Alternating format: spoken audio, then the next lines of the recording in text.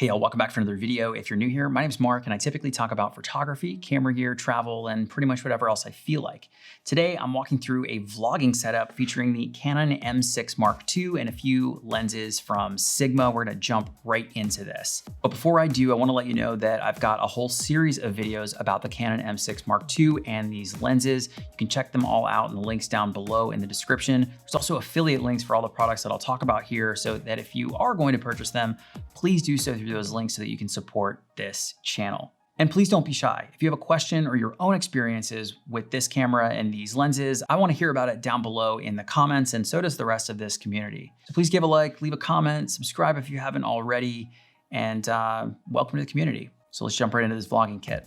Canon M6 Mark II, I've already put it into a cage and I've added an additional cold shoe mount over here. Talked more about that in the unboxing video, which you can check out down below. I'm gonna use the Sigma 16mm for this. There is an APS-C crop on this camera, so that's gonna give you an equivalent focal length of 25.6mm, which in my opinion is still wide enough to vlog with, but it's definitely gonna be wide enough to talk into camera. And even if you're just purchasing this setup, or maybe you already have an M mount camera and you just need a lens that's a little bit better in low light, or you want that blurry background, this is gonna be a great setup for like a stepped up dad home movie maker, a vlogger, Instagram story maker. Really, you could run a whole YouTube channel on this particular setup without any trouble at all, and you'd still be leaps and bounds above in quality from most of the stuff that's out there.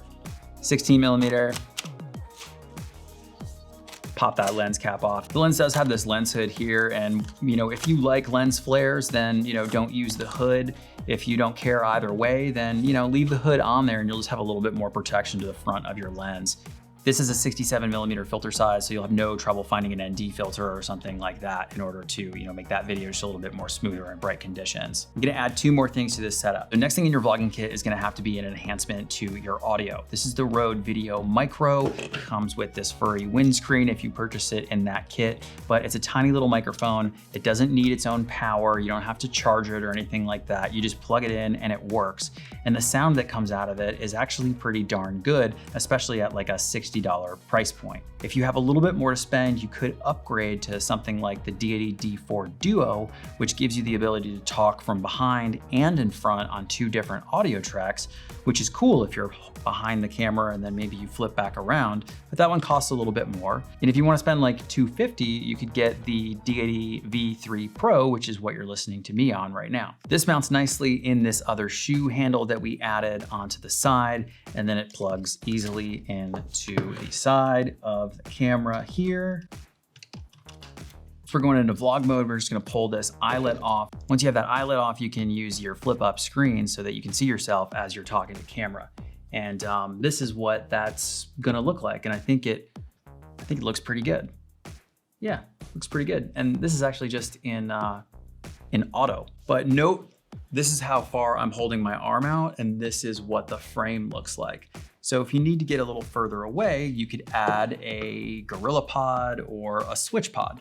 So this is a Gorilla Switch, I call it. It's the base of a Switchpod and the ball head from a GorillaPod. The Switchpod's cool because it fits in literally every single camera bag, even the smallest of ones. But it folds right out. The legs are nice and sturdy. This isn't a GorillaPod. You're not gonna wrap this thing around a tree, and this is the height that it is. But with the addition of the ball head, you do have a little bit more versatility to level things out. This cage is cool because it has an Arca Swiss plate built right into the bottom of it, so you don't have to add any sort of extra plates on here or any extra bulk. But once we have this setup here, now what we're able to do is go ahead and vlog with it. And now I don't have to hold my arm out as far, and I still basically have that same sort of focal range. I have to extend my arm as far. And if I do want to go a little wider, I could get out even wider than that if I had to go, at full extension. So now that we've got our little setup, we'll probably need something to put it in and carry it all around. There's a ton of different camera bags out there and different slings, and do your research, like find the one that's best for you. I've always found that Peak Design bags give me everything that I'm looking for as a photographer. They've got a ton of different styles, and this video isn't sponsored or anything like that by Peak Design, but I think the Peak Design Sling is perfect for this little setup. I've got a 5-liter Peak Design Sling here, and they don't make this one anymore. It now comes in a 6-liter, which will give you a little bit more room, which actually might be best for this little setup. But all these things are actually gonna fit in this bag.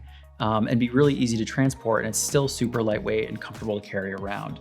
So let's open this thing up. Inside the bag, you've actually got a couple of dividers. We're gonna take one of our lenses, pop it down in here on the side, and then we'll flip down this little origami divider, and that creates this little shelf for the other lens. And now we've got like a bigger main compartment for our whole camera and everything else. You've got a nice little storage pouch up here, which has got little battery containers. You can put SD cards up here, really anything. This is like an ND filter for your phone. So I'll leave a link for this too.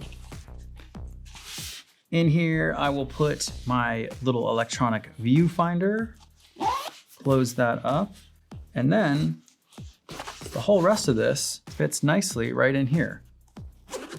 Zip the whole thing up. And then on the back here, there's actually this channel for extra storage of the strap.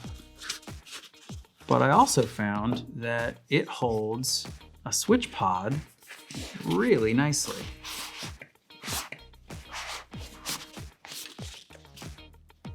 And there you go.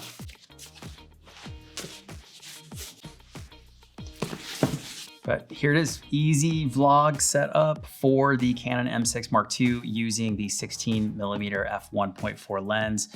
Really like this setup. I think you should give it a closer look.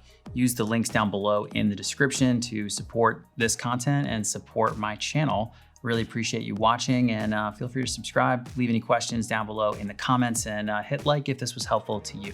Thanks again to B&H for loaning me this gear so that I can bring it to you. This is just one video in a series about the Canon M6 Mark II and these M-mount lenses from Sigma. So if you're looking for more content about the M6 Mark II, hop on over to my channel so you can see all the other videos in the series. All right, I'll see you in the next one, or maybe I'll see you in just a sec.